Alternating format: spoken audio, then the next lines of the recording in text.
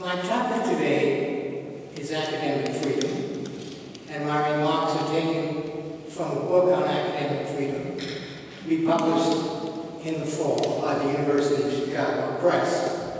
The title of that book is Versions of Academic Freedom, From Professionalism to Revolution, and the subtitle's implications will, I hope, become clear in the course of my talk.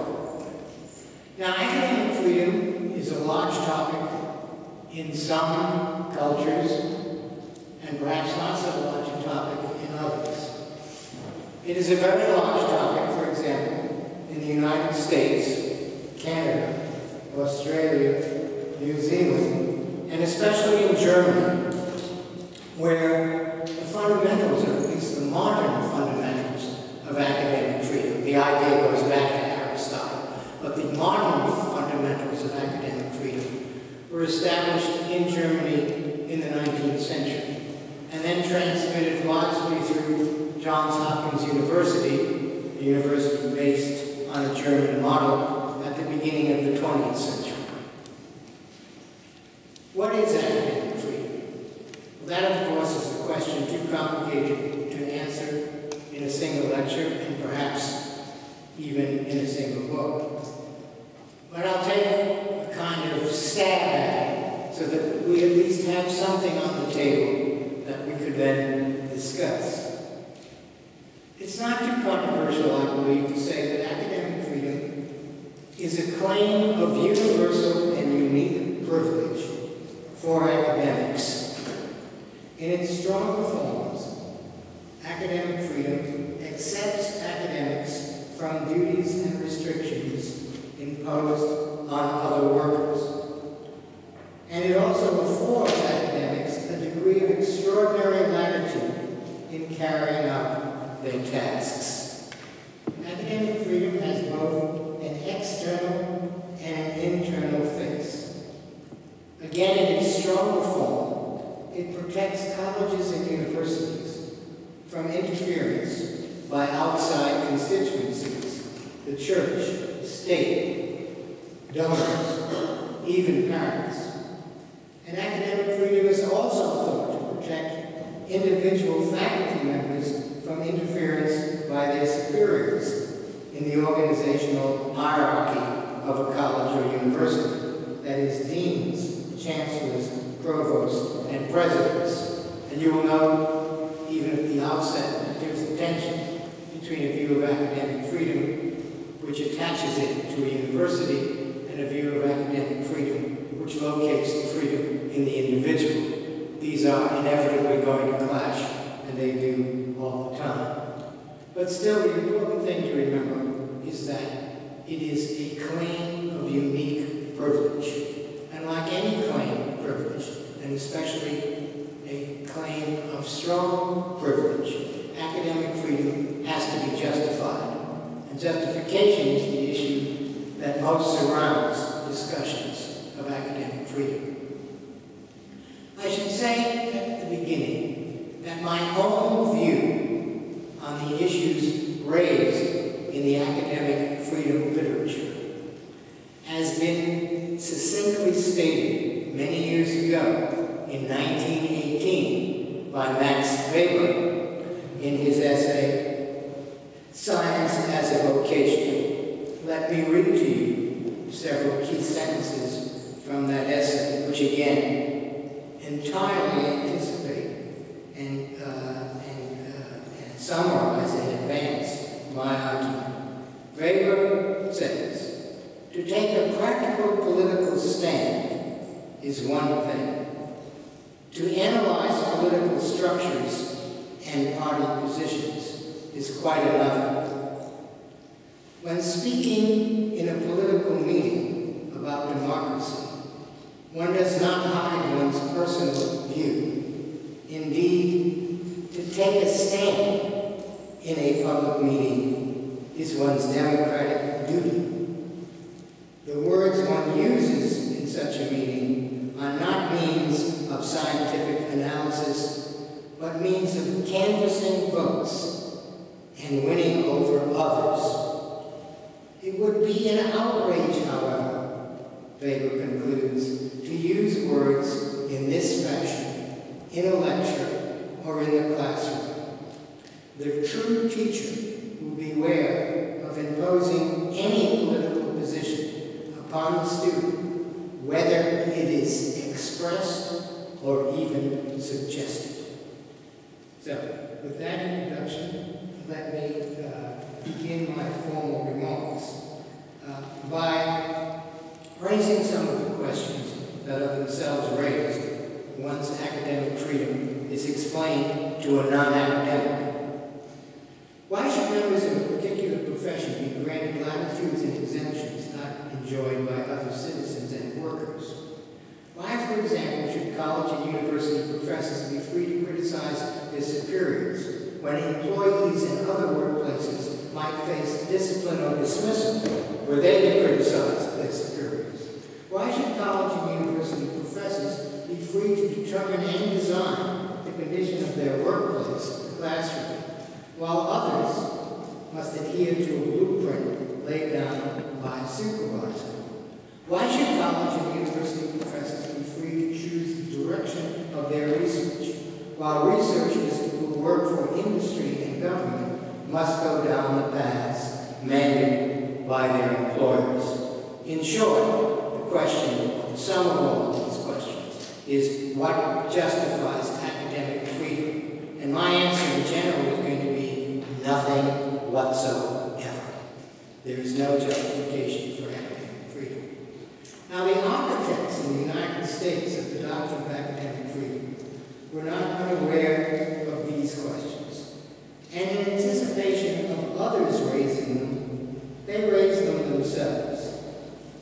Arthur Lovejoy wrote in 1930 that academic freedom might seem peculiar, chiefly because the teacher is a salaried employer, and yet the freedom claimed for him implies a denial of the right of those who provide the funds from which he is paid to control the content of his teaching. Unquote. But this denial of the employer's control of the employee's behavior is peculiar, Lovejoy points out, only if one assumes first that college and university teaching is a job like any other, and second, that the college or university teacher works for a dean, or a president, or a board of trustees, or the state. These assumptions are directly challenged and rejected by the American Association of University Professors' 1915 Declaration of Principles on Academic Freedom and Academic Tenure, a founding document of which Lovejoy was a principal author, and a document that is in many respects still authoritative today. Here is a key sentence from that declaration, quote, "The responsibility of the university teacher is primarily to the public itself and to the judgment of his own profession. And while, with respect to certain external conditions of his vocation, he accepts a responsibility to the authorities of the institution in which he serves, in the essential of his professional activity, his duty is to the wider public, to which the institution itself is morally accountable." Unquote. There are four actors and four centers of interest in the sentence I have just read: the public, the institution of the academy as a whole, the individual faculty member, and the individual college or university in which the individual faculty member works. According to the sentence, the faculty member's allegiance is first to the public, an abstract entity that is not limited to a particular location.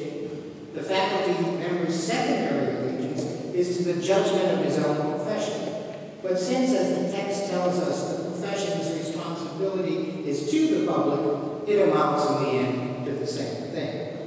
Last in line, as a claimant for the teacher's loyalty, last in line is the actual college or university to which the faculty member is tied, it would appear, by the slightest of ligatures.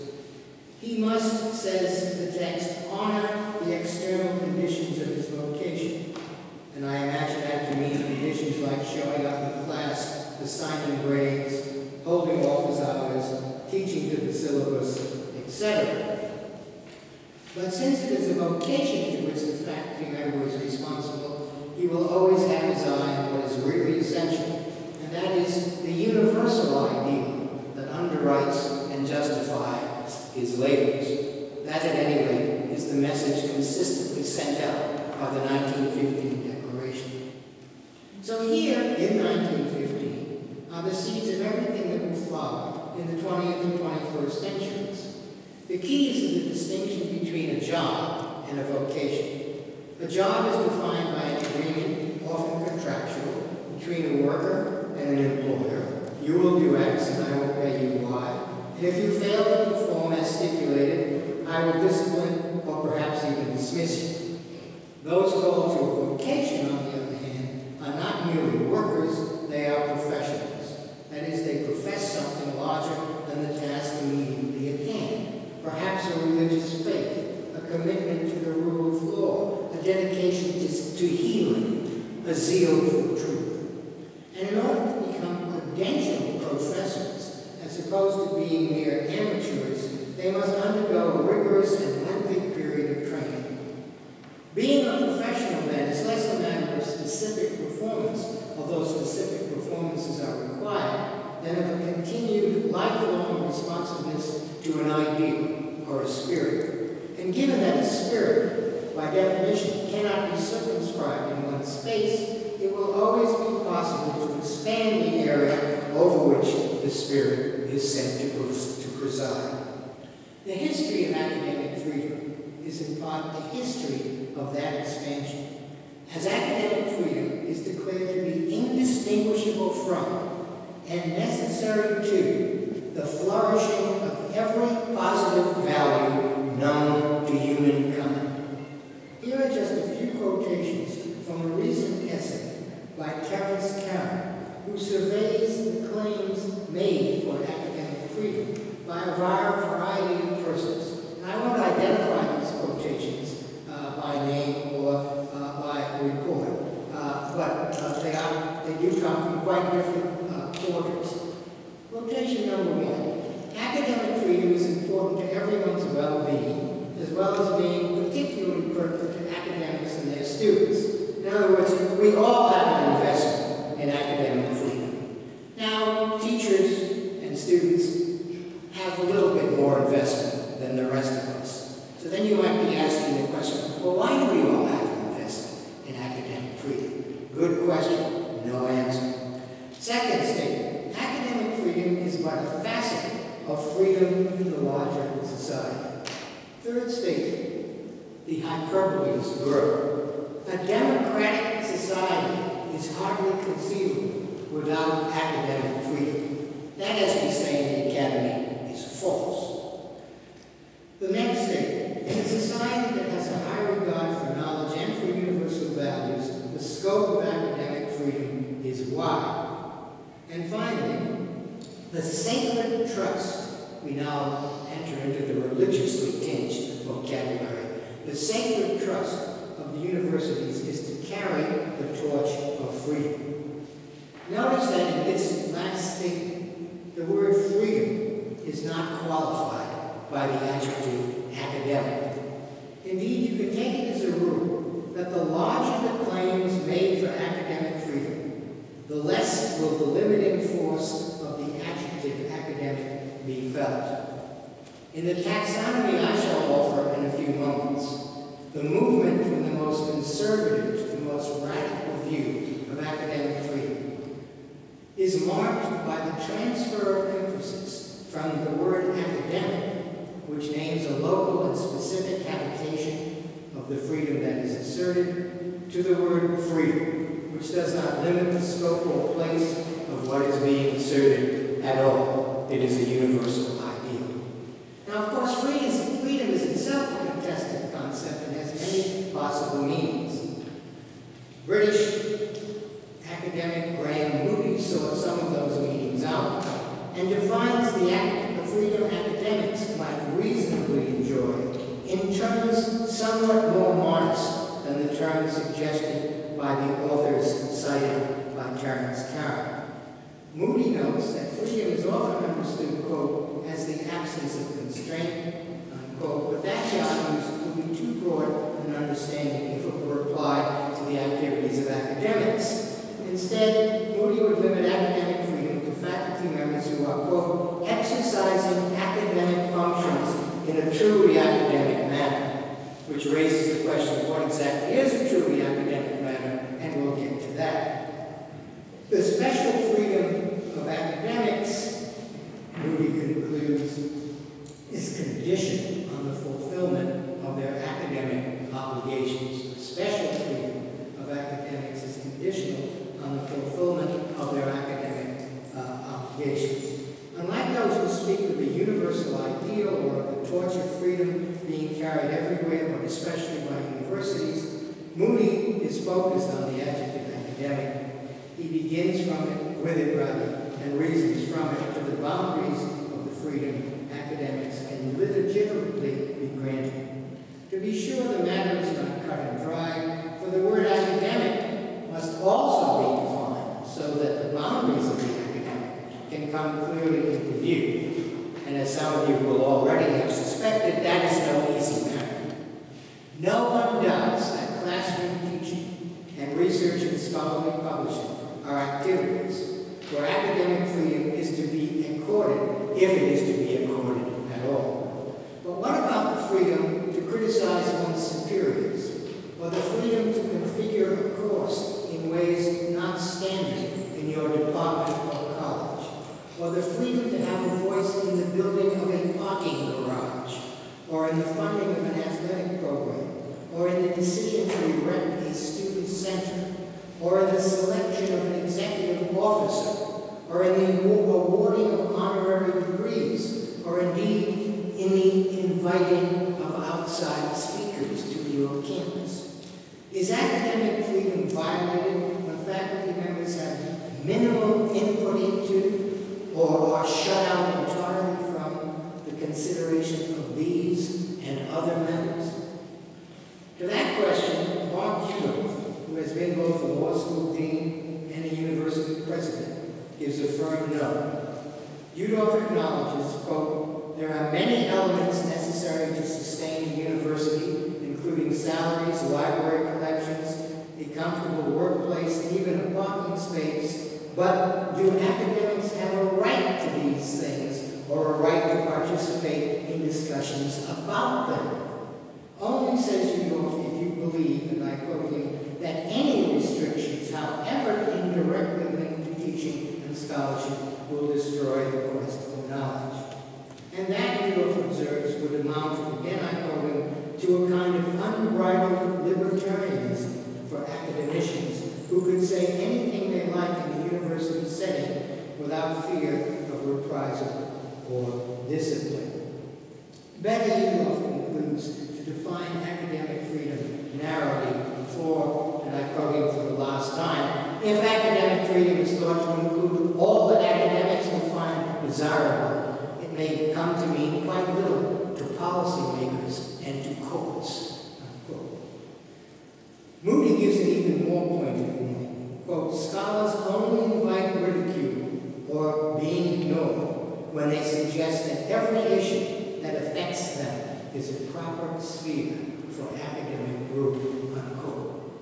So now we have two, as a working hypothesis, an opposition between two views of academic freedom. In one, the more expansive view, freedom is a general, overriding, and ever-expanding value, and the academy is just one of the places that house it. In the other, the freedom in question is peculiar to the academic profession and is limited to the performance of its core duties. When performing those duties, the instructor is, at least relatively free. When engaged in other activities, even those that take place within university precincts, no such freedom or special latitude obtains. Or so will the restricted definition of academic freedom tell us. These opposed accounts of academic freedom, restricted to core duties, extraordinarily expansive, do not exhaust the possibilities. There are follow, I shall present the full range of the positions currently available. In effect, I am here announcing the inauguration of a new field, academic freedom studies. I get to announce the field, I get to describe its canon, I get to divide its compartments into departments, so I get to be the originator and the judge and the commentator. It's a wonderful position. This next statement is so disingenuous that I can barely read it, but I will. The field of academic freedom studies is still in a fluid state. You bet. New variants and new theories continue to appear, but only on my pages. But for the time being, we can identify 5 schools of academic freedom plotted on a continuum that goes from right to left. The continuum is obviously a political one, but the politics are most often the politics of the academy. Any correlation of the points on the continuum with real-world politics is at best imperfect, but as we shall see, there is some such correlation. I should acknowledge at the outset that I shall present these 5 schools as more distinct than they are in practice. An individual academic could be a member of more than one of them. And I invite you, as I go through the schools, to ask yourself which, if any of these schools, you might be willing to join or acknowledge having joined without having known it. The taxonomy I shall offer is intended as a device of clarification. The inevitable blurring of the lines comes later. As an aid to the project of sorting out the 5 schools of academic freedom, here is a list of questions that will receive different answers depending on which school were in place. So here's a series of questions. Is academic, and these are questions that you will find over and over again in the literature of academic freedom. Is academic freedom a constitutional right, or is academic freedom a basic legal right in countries that don't have a formal constitution? What is the relationship between academic freedom and the legal doctrine of freedom of expression? What is the relationship between academic freedom and democracy? Does academic freedom, whatever its scope, attach to the individual faculty member or to the institution? Do students have academic freedom rights? That's the one I'm always willing to answer right off the bat. The answer is, of course, no. Students have no academic freedom rights. What is the relationship between academic freedom and the form of governance at a college or a university? Are you academically free only if you have full participation in the choices that may somehow affect your scholarship? In what sense, if any, are academics special? And the if any just contains a whole nest of problems. In what sense, if any, are academics special? Does academic freedom include the right of a professor to criticize his or her organizational superiors without fear of retaliation? Does academic freedom allow a professor to rehearse his or her political views in the classroom? And finally, what views of education underlie the various schools of academic freedom? Now, as a further aid, it would be good to have in mind some examples or incidents or controversies in which academic freedom has been thought, at least recently, to be extinct. And I apologize that these are all examples from the United States. In 2011, the faculty of John Jay College nominated playwright Tony Kushner to be the recipient of an honorary degree from the City University of New York, of which John Jay College is a part.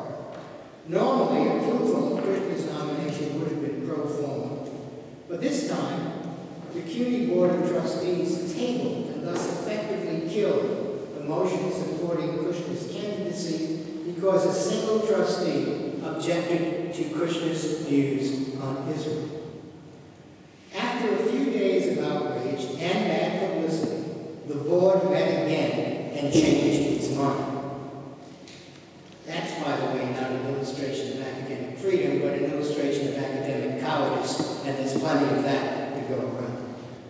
Was the board's initial action a violation of academic freedom?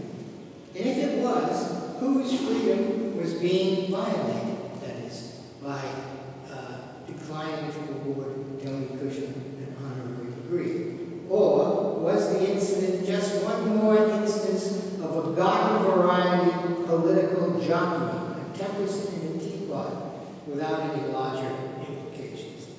Another incident, in the same year, 2011, Professor John Michael Bailey of Northwestern University permitted a couple to perform a live sex act in an optional session of his course on human sexuality. The male of the couple brought his naked female partner to orgasm with the help of a device known as a foxhole. Should Professor Bailey have been reprimanded and perhaps disciplined for allowing lewd behavior in his classroom, or should the display be regarded as a legitimate pedagogical choice by Professor Bailey and therefore protected by the doctrine of academic freedom? Another, in 2009, Professor of Sociology William Robinson at the University of California at Santa Barbara, after listening to a tape of a Martin Luther King speech protesting the Vietnam War, sent an email to the students in his Sociology of Globalization course. That email began, "If Martin Luther King were alive on this day of January 19, 2009, there is no doubt that he would be condemning the Israeli aggression against Gaza, and also condemning the U.S. military and the U.S. political support for Israeli war crimes. And he would be standing shoulder to shoulder with the Palestinians," end of quote. Robinson's email went on to compare the Israeli actions against Gaza to the Nazi actions against the Warsaw Ghetto. And he characterized Israel as, quote, "a state founded on the negation of a people," unquote. So the question, was Robinson's email an intrusion of his political views into the classroom, or was it a contribution to the subject matter of his course, the sociology of globalization, and therefore protected under the doctrine of academic freedom? Still another. As the 2008 election approached in the United States, an official communication from the administration of the University of Illinois listed as prohibited political activities on the part of staff and faculty the wearing of T-shirts or buttons supporting candidates or parties.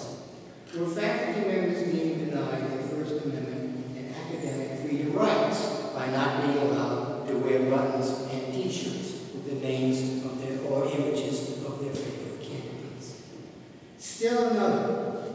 BB&T, a large bank holding company, funds instruction in ethics, but only on the condition that the courses it supports include as a required reading Ayn Rand's Atlas Shrugged. I've sometimes described this under the U.S. Eighth Amendment as cruel and unusual punishment. So the question is, if the university accepts this arrangement, as Florida State University did, has it traded its academic freedom for cash? Or is it, as the dean at Florida State insisted, merely accepting help in a time of financial exigency? And finally, my last example. In 1996, the state of Virginia passed a law forbidding state employees from accessing pornographic materials on state-owned computers. The statute included a waiver for those who could convince a supervisor that the viewing of pornographic material was part of a bona fide research project. Question. Was the academic freedom of faculty members in the state university system violated because they were prevented from determining for themselves and without government monitoring the course of their research? Just as the questions I posed earlier would be answered differently by proponents of different schools of academic freedom, so would these cases be assessed differently depending on which school of academic freedom a commentator happens to belong to. Of course, I have yet to name the schools, and I will do that now. And they are here for you so that you can keep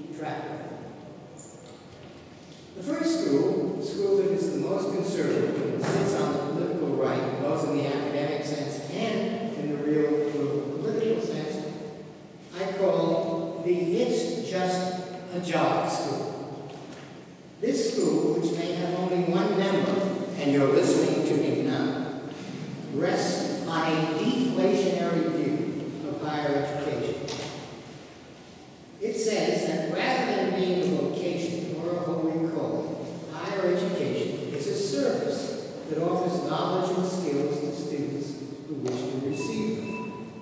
Those who work in higher education are trained to impart that knowledge, to demonstrate those skills, and to engage in research that adds what hopes to the body of what is known. They are not exercising First Amendment rights or forming citizens or inculcating moral values, and they are not training soldiers, that is their students, to fight for social justice. In this view, the obligations and aspirations of professors are defined by the distinctive task they are trained and paid to perform, the task of advancing knowledge, defined also by contract and by the course catalog, rather than by a vision of democracy or world peace. So when I say this is deflationary, what I'm trying to do in the It's Just a Job School is take any of the moral content out of the idea of academic freedom. Academic freedom is not a big moral deal. Although it's a big deal, it's a big professional deal. And that's a distinction that I hope to elaborate that way. Again, according to this school, colleges and university teachers are above all professionals, and as such, they legitimately perform professional activities, activities in which they have a professional competence. When engaged in those activities, they should be accorded the latitude, you can call it freedom if you like, necessary for the proper performance of those activities. That latitude, however, does not include the performance of other tasks, no matter how worthy they might be. Academics are not free, in any special sense, according to School 1, to do anything but their jobs. And in a previous book entitled Save the World on Your Own Time, I offered a three-part mantra, and that is, do your job, part 1. Part 2, don't try to do anyone else's job. And part 3, don't let anyone else do your job. If as an academic, and indeed as an academic administrator, you remember those 3 rules and abide by them, you cannot go wrong, I guarantee you. Now, the second school is called the For the Common Good School. And I take that from a book written by Dean of the Yale Law School, Robert Post, a book entitled For the Common Good, which is an excellent explication of this view of academic freedom. This school has its origin in the AAUP Declarations of Principles, to which I referred earlier, and it shares some arguments with the It's Just a Job School, especially the argument that the academic task is distinctive, not like other tasks. Other tasks may be responsible to market or political forces or to public opinion, but the task of advancing knowledge involves following the evidence wherever it leads, and therefore, and I'm quoting from the 1915 Declaration, the first condition of academic progress is complete and unlimited freedom to pursue inquiry and publish its results. Unquote. The standards an academic must honor then are the standards of the academic profession. The freedom he enjoys depends on adherence to those standards.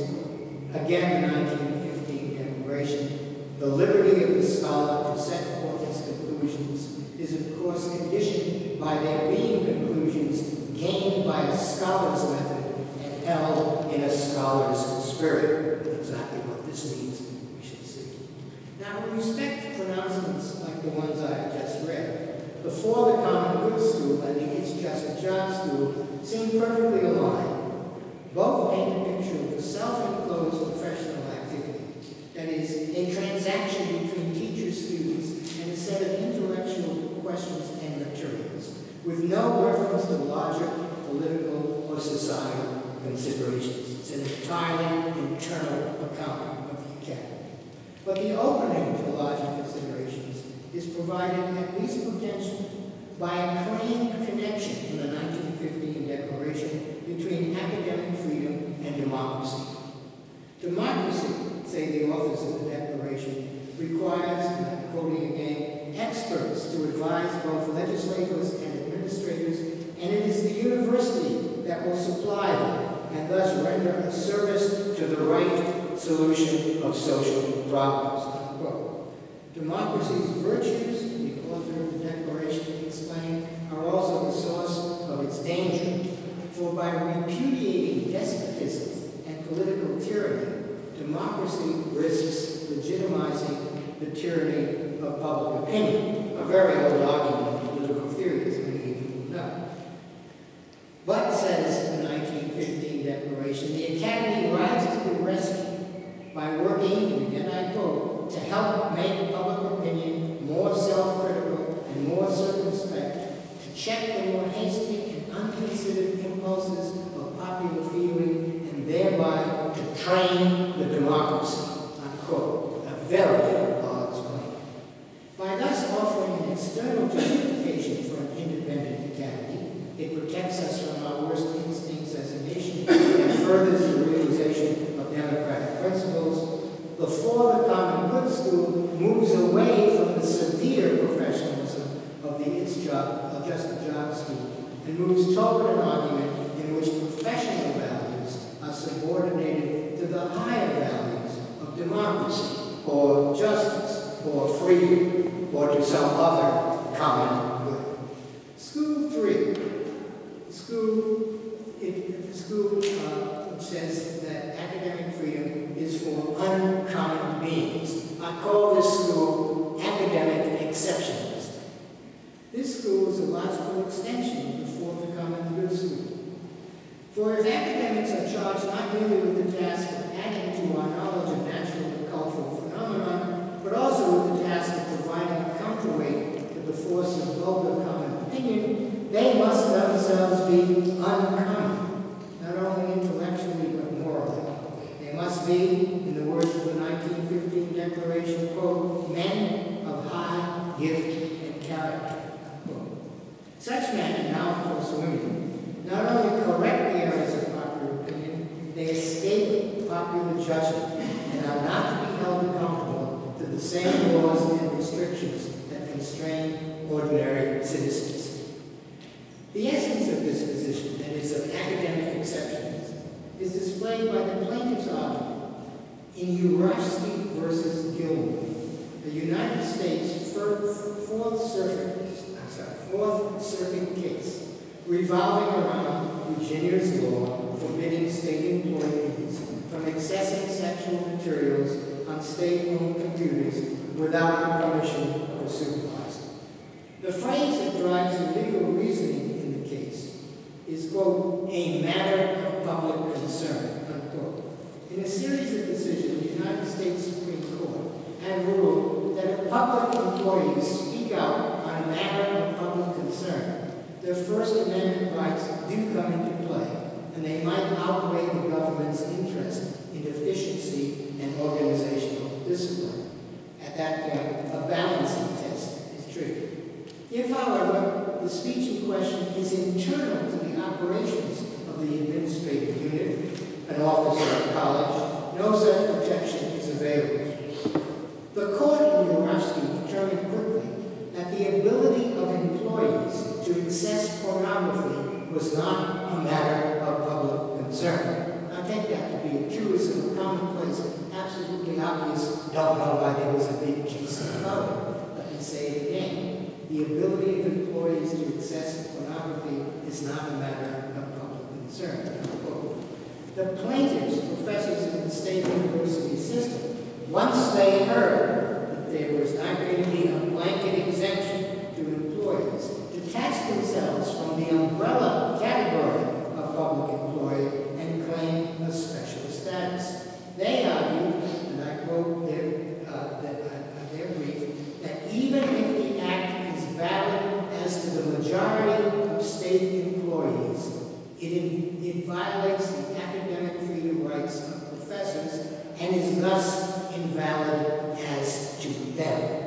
In short, what the professors were saying is, we're exceptional. The fourth school of academic freedom I call academic freedom as critique.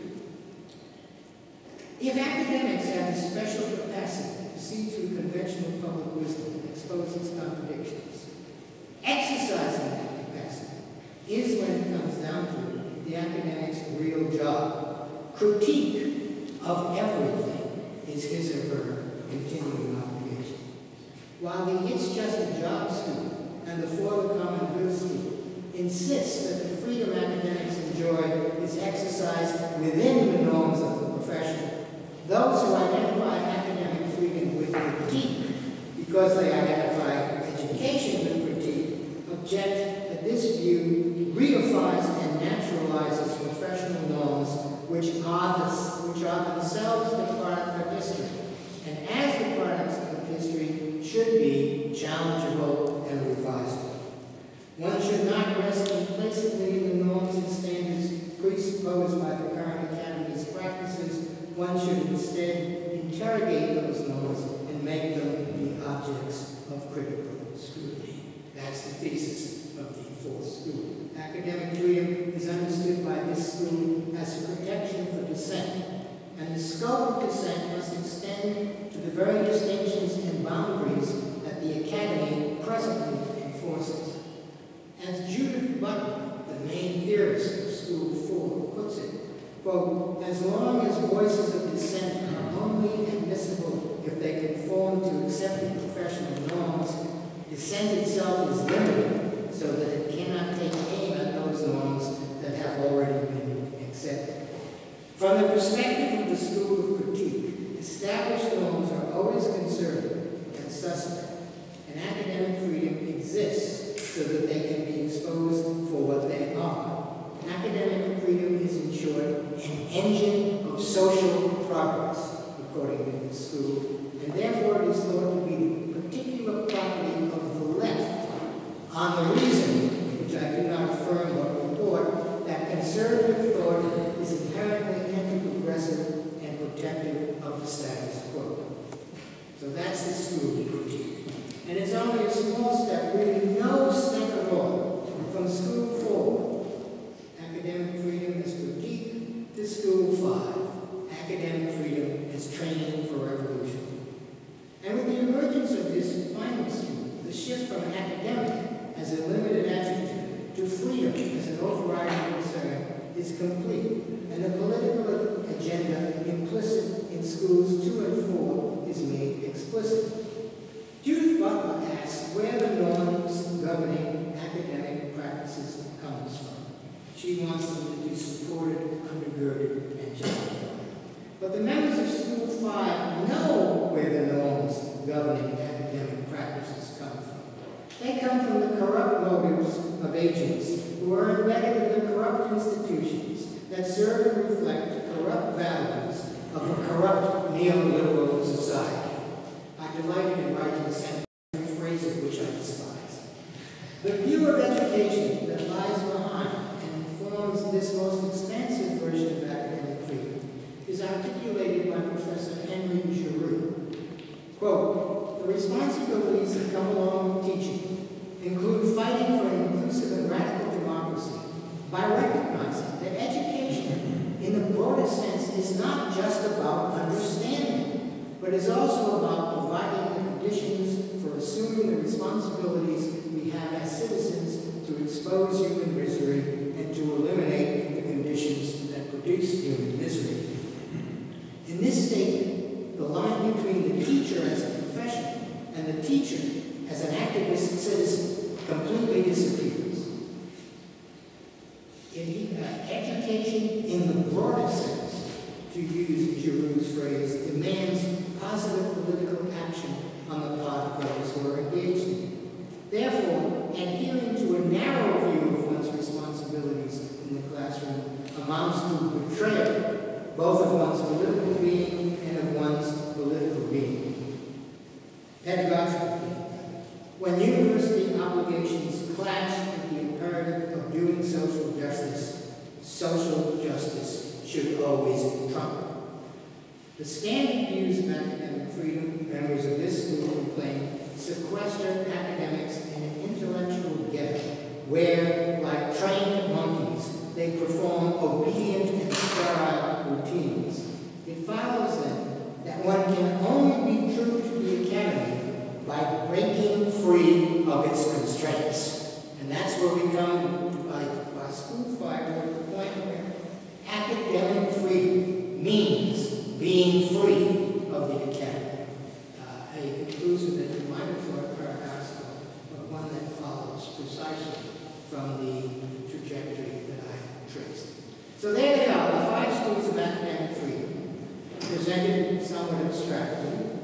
A fuller analysis will, I think, put flesh on these bones, and as a preview to that analysis, which takes place not tonight but in the book, we can consider what the proponents of each school of academic freedom might say about William Robinson, who you remember is the sociology professor at UC Santa Barbara, who sent an email to his students comparing Israelis to Nazis and asserting that Martin Luther King would have stood with the Palestinians had he been alive. This time we go from left to right, stop from the bottom and go up to the top, and begin with School 5. Professors like Giroux would of course cheer Professor Robinson on. If it is the obligation of academics to impose tyranny by whatever means available, and if the means available to teachers include and are largely limited to their classrooms, it makes perfect sense to fight the good fight by telling the truth to their students and conscripting them into the army of justice. School 4. Critique. Judith Butler has not, to my knowledge, commented on the Robinson case, although she did sign a petition of over 2,500 scholars supporting him. But she has declared herself on the question of university divestment from Israeli-affiliated stocks and the boycotting of Israeli university. She supports both. And in the course of giving her reasons, she invokes a distinction between anti-Semitic speech, on the one hand, and speech which might make a student uncomfortable because it opposes a particular state or a set of policies that the student may defend. Butler might well regard Robinson as a teacher who gives his students the gift of such uncomfortable speech, and she would certainly resist the drawing of a bright line between political speech and academic speech, on the reasoning, and I quote her, that although extramural, that is non-academic expression, might not be the same as academic expression, it would seem that they are nevertheless joined as 2 different ways the public interest can be served. And besides, she adds, it is not really possible to distinguish clearly between expression protected as academic freedom and expression that qualifies as extramural or political expression, unquote. Any such distinction, she more than implies, is likely to mask our politics in the name of pushing politics away. School 3, uncommon beings or academic exceptions. What would they say to Robinson? Some of those who believe that academic freedom is justified because academics are exceptional beings also believe that academics have the special capacity and responsibility to monitor and correct national opinion. Robinson, they might say, is living up to that responsibility when he urges on his students what it takes to be the truth about an important global issue. Other components of academic exceptionalism, however, might be more purist. Their concern could be to protect the uniqueness of academic work from the sullying touch of politics and other crassly instrumental forces. They might regard Robinson's email as providing an opportunity for those who are ever poised to invade and colonize the academic citadel. So members of School 3 are going to be all over the place on the Robinson question. As for School 2, before the Garment Goods School, we don't have to guess that the AAUB, the organization that invented academic freedom in the United States,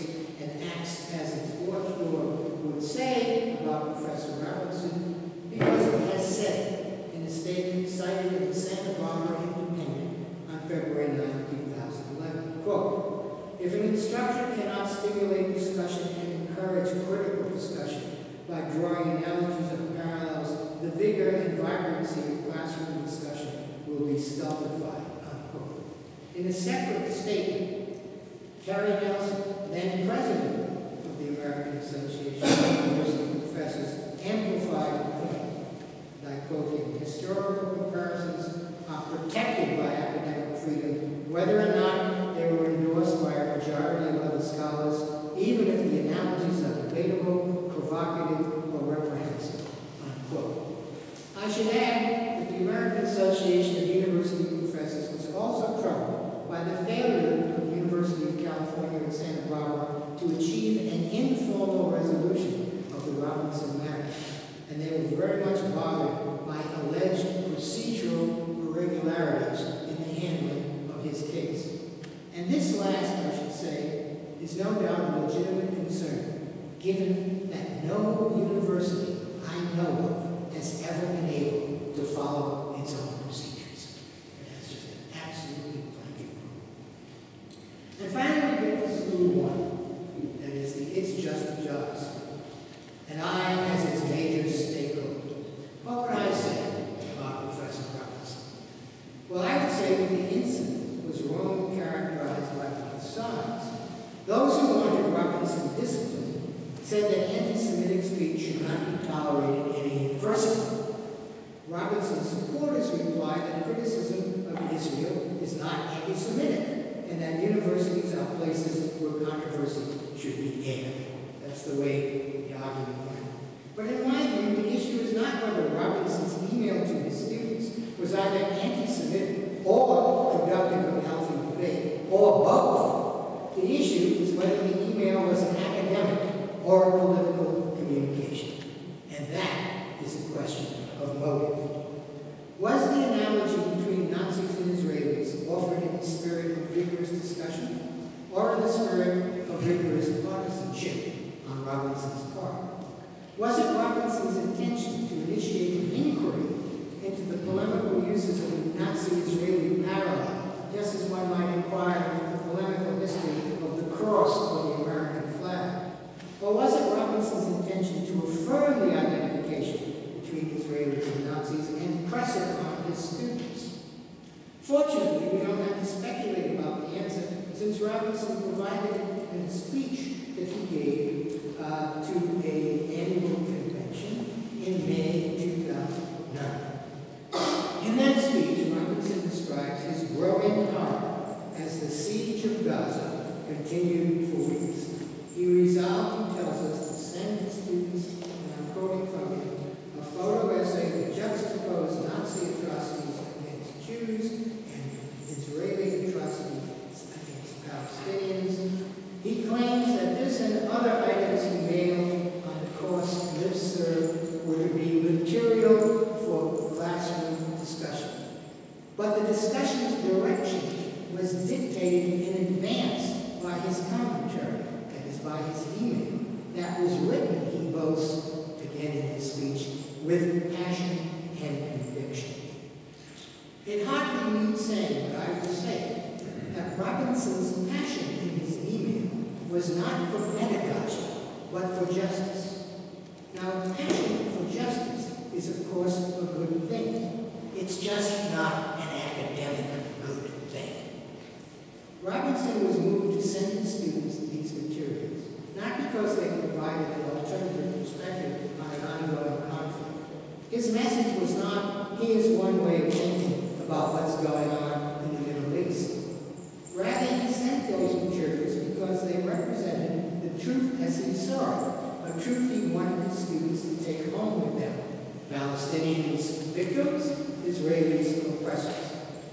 In his speech, Robinson responds to the charge that his email was unrelated to his course, and he responds to that charge with a statement of incredulity. He asks, how can the Israeli invasion of Gaza be unrelated to a course on contemporary global affairs? And I think he has a point. But he misses the more relevant point, as do his detractors. The Israeli occupation of Gaza, if that is what we want to call it, is without doubt a pertinent and appropriate topic to bring up in the course that he was teaching. What was inappropriate was his treating the topic not as a matter of academic study, but as the occasion for parading a political judgment that immediately became the course's orthodoxy. That orthodoxy was resisted by two students out of Eden who filed a complaint with the university. Robinson dismisses the two students by saying, and I quote, "They submitted a grievance because they had a different political position than mine," unquote. No, they submitted a grievance because they had bought a ticket for a course of academic study and were unhappy to find themselves cast as extras in their teacher's political drama. The difference between a teacher's and his or her student's political position shouldn't even come into view if the course's materials are being offered as objects of analysis rather than as an invitation to partisan witnessing. In the debates about academic freedom, one point goes largely uncontroverted. Inquiry, the conclusion of which is ordained before it begins, is not academic. It is something else. And because it is something else, it does not deserve the protection of academic freedom. Professor Robinson's email was something else, not a contribution to scholarly inquiry, but a bypass of scholarly inquiry in favor of the political agenda to which he was committed. Robinson begins his speech by declaring, quote, "Academic freedom is under attack at the University of California." And throughout he invades against a patent and politicized violation of academic freedom, unquote. But politicizing the classroom is what Robinson did when he sent the email. And if the offended students politicized in turn, they were shown the way by their professor. If there was an attack on academic freedom at UC Santa Barbara, it was his. William Van Alstyne's comment on the Robinson case is right on target. When a professor brings material into his class simply to ventilate some strongly held view he or she happens to hold, I do not think the event can be glossed as any part of that person's academic freedom, not even a little bit, unquote. Legal theorist Larry Alexander provides a general formulation of the same point when he declares that academic freedom is a privilege of academics that carries with it a responsibility, namely the responsibility to act as academics. If Alexander adds academics are functioning not as academics but as political advocates, they do not merit academic freedom. Exactly to the point. Recent events, which some of you will be aware, provide a nice illustration of the distance between the "it's just a job" version of academic freedom and the "it's for revolution" version of academic freedom. In November of 2013, members of the American Studies Association voted 2-1 to support the academic boycott of Israeli universities. The boycott movement began in Britain in 2002. Boycotters argued that because Israel is a rogue state engaged in acts of apartheid and oppression, and because Israeli universities are public and are administered by the state, it must be assumed that those universities further the end of a repressive regime, either by actively supporting its policies or by remaining silent in the face of its atrocities. Therefore, it is entirely appropriate and a matter of moral urgencies for academics in other countries to exercise the only power they really have by refusing to engage in intellectual discourse with the Israeli Academy. If you have an exchange program with an Israeli university suspended, this has happened recently in England. If you are the editor of a scholarly journal and an Israeli researcher is a member of your editorial board, dismiss him. This has also happened. On the other side, those who oppose the boycott complain that it violates the academic freedom of Israeli academics. Boycotters in turn reply that Palestinian academics and students have been cut off from the conversation of academic life by the action of the state that houses the universities they are boycotting. In short, boycotters are saying, tit for tat. You guys